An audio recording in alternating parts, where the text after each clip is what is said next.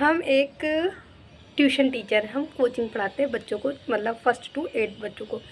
एक आप लोगों ने सुना होगा अटल आवासीय विद्यालय का फॉर्म आया था। उसमें क्या होता है, बच्चों को एंट्रेंस पहले देना होता है, फिर 6 से या 9 से उसमें एडमिशन होता है। उसके बाद बच्चों की पूरी टोटल पढ़ाई बिल्कुल फ्री हो जाती है 12th तक।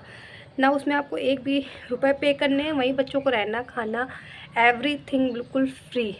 फिर 12th के बाद भी उन लोगों को बीटेक वगैरह करने के लिए उनकी 45% सीटें रिज़र्व होती हैं।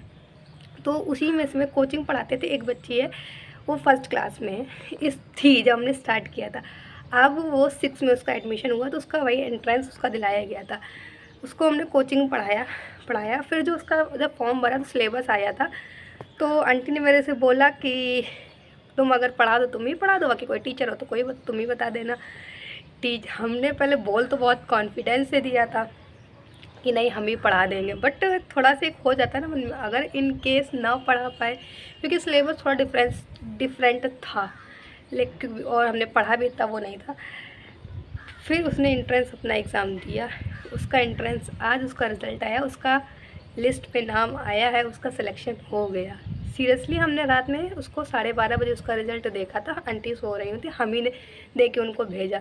बट जो उसको देख के हमें अंदर से इतनी इतनी खुशी हुई, हमें तब हमने रियलाइज़ किया कि जब रिज़ल्ट आता है तो एक बच्चा जो होता है, वो जो उसको टीचर ने पढ़ाया होता है, उस टीचर की खुशी एक अलग ही लेवल की होती है।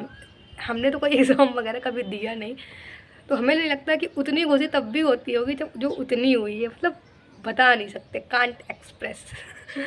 Bye bye everyone, please like share subscribe repost. मिलते हैं नेक्स्ट वीडियो में।